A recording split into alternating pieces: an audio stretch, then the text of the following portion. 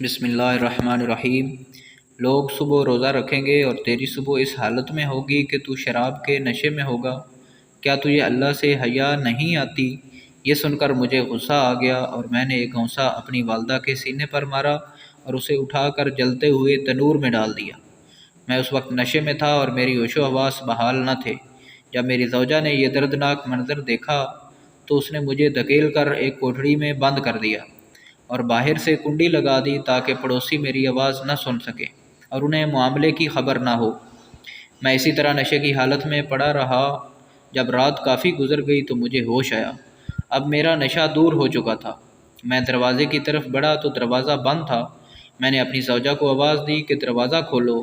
اس نے بڑے سخت لہجے میں جواب دیا، میں دروازہ نہیں کھولوں گی۔ میں نے کہا، آخر تم مجھ سے اتنی ناراض کیوں ہو؟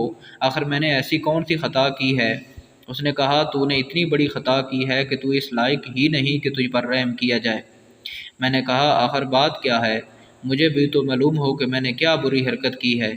میری زوجہ نے کہا کہ تو نے اپنی ماں کو قتل کر دیا ہے اور اسے جلتے ہوئے تنور میں ڈال دیا ہے اور اب وہ جل کر کوئلہ بن چکی ہے۔ جب میں نے یہ بات سنی تو مجھ سے نہ رہا گیا اور میں نے دروازہ اکھاڑ پھینکا اور تنور کی طرف لپکا۔ جب تنور میں دیکھا تو میری والدہ جل کر کوئلہ ہو چکی تھی۔ میں یہ حالت دیکھ کر بہت افسردہ ہوا اور الٹے قدموں ٹوٹے ہوئے دروازے کی طرف بڑھا۔ اپنا ہاتھ چوکھٹ پر رکھا اور اس ہاتھ کو کاٹ ڈالا جس سے میں نے اپنی ماں کو گھونسا مارا تھا۔ پھر میں نے لوہا گرم کر کے اس ہاتھ کی ہڈی میں سوراخ کیا اور اس میں زنجیر ڈال کر گلے میں لٹکا لیا۔ پھر اپنے دونوں پاؤں میں بھی بیڑی ڈال لی۔ اس وقت میری ملکیت میں 8,000 دینار تھے۔ وہ سب کے سب میں نے غروب آفتاب سے قبل صدقہ کر دیے۔ 26 لونڈیاں اور 23 غلام آزاد کیے اور اپنی تمام جائیداد اللہ کے نام پر وقف کر دی۔ اب مسلسل 40 سال سے میری یہ حالت ہے کہ دن میں روزہ رکھتا ہوں اور ساری رات اپنے پروردگار کی عبادت کرتا ہوں، اور 40 دن کے بعد کھانا کھاتا ہوں۔ صرف افطاری کے وقت تھوڑا سا پانی اور کوئی معمولی سی چیز کھا لیتا ہوں۔ میں ہر سال حج کرنے آتا ہوں اور ہر سال کسی عالم و زاہد کو میرے متعلق ایسا ہی خواب دکھایا جاتا ہے جیسا آپ کو دکھایا گیا ہے۔ یہ ہے میری داستان عبرت۔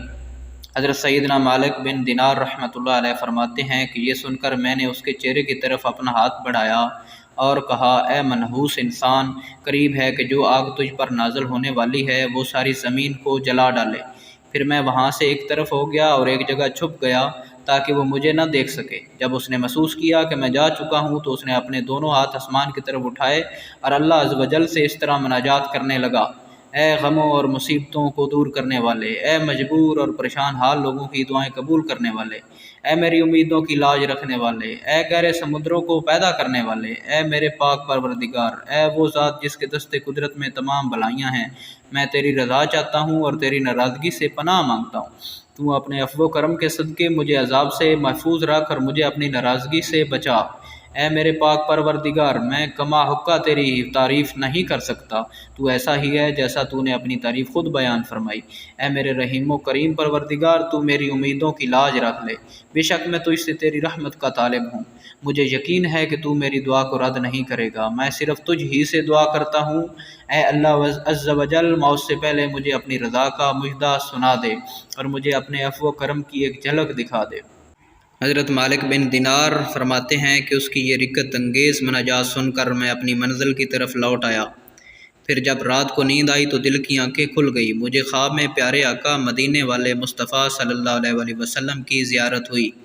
آپ صلی اللہ علیہ وآلہ وسلم نے ارشاد فرمایا، اے مالک بن دینار، تو لوگوں کو اللہ کی رحمت اور اس کے عفو و کرم سے مایوس مت کر۔ بے شک اللہ عز و جل محمد بن ہارون کو افعال سے باخبر ہے اور اللہ نے اس کی دعا قبول فرما کر اس کی لغزشوں اور خطاؤں کو معاف فرما دیا ہے۔ تو صبح اس کے پاس جانا اور اس سے کہنا، بے شک اللہ عز و جل بروز قیامت میدان محشر میں تمام اولین و آخر کو جمع فرمائے گا۔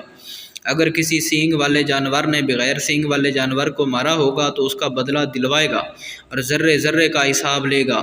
اللہ فرماتا ہے، مجھے اپنی عزت و جلال کی قسم، میں ذرے ذرے کا حساب لوں گا، اور اگر کسی نے ذرہ بھر بھی ظلم کیا ہوگا تو مظلوم کو ظالم سے اس کا حق دلواؤں گا۔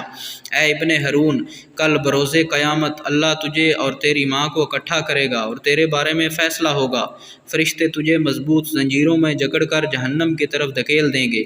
پھر تو دنیاوی 3 دن اور 3 رات کے برابر جہنم کی آگ کا مزہ چکھے گا، کیونکہ اللہ عز و جل فرماتا ہے کہ میں نے اپنے اوپر یہ بات لازم کر لی ہے کہ میرا جو بندہ بھی ناحق کسی جان کو قتل کرے گا یا شراب پیے گا، میں اسے جہنم کی آگ کا مزہ ضرور چکھاؤں گا، اگرچہ وہ کیسا ہی برگزیدہ کیوں نہ ہو۔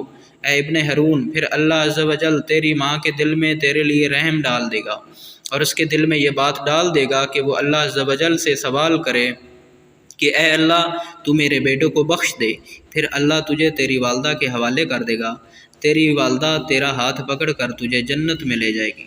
حضرت سیدنا مالک بن دینار رحمۃ اللہ علیہ فرماتے ہیں کہ جب صبح ہوئی تو میں فوراً ابن ہارون کے پاس گیا اور اسے بشارت دی کہ آج رات خواب میں مجھے پیارے آقا صلی اللہ علیہ وآلہ وسلم کی زیارت نصیب ہوئی۔